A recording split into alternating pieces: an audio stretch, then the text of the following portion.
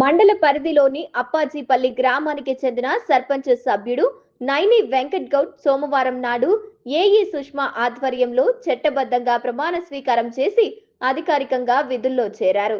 అనంతరం తాను ఇచ్చిన హామీలు ఒక్కొక్కటిగా నెరవేరుస్తానని, ప్రజలకు ఎలాంటి సమస్యలు ఉన్నా తన వద్దకు వచ్చి సమస్యను తెలియజేసినట్లయితే త్వరలోనే పరిష్కరిస్తానని, తాను ఓటు వేసి గెలిపించిన ప్రతి ఒక్కరికి రుణపడి ఉంటానని అన్నారు. ఈ కార్యక్రమంలో గ్రామ ప్రజలు తదితరులు పాల్గొన్నారు.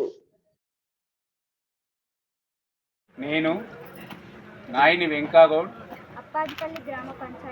అప్పాజిపల్లి గ్రామ పంచాయతీకి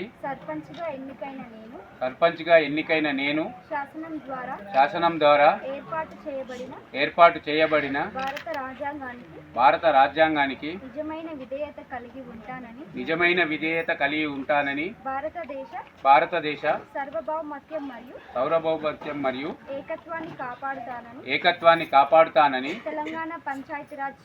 తెలంగాణ పంచాయతీరాజ్ చట్టం 2018 మరియు దాని కింద రూపొందించిన నియమావళి ప్రకారం నా విధులు మరియు బాధ్యతలను భయము పక్షపాతము లేకుండా నిష్ఠతతో మరియు నిజాయితీతో నిర్వహిస్తానని ప్రమాణం చేస్తున్నాను.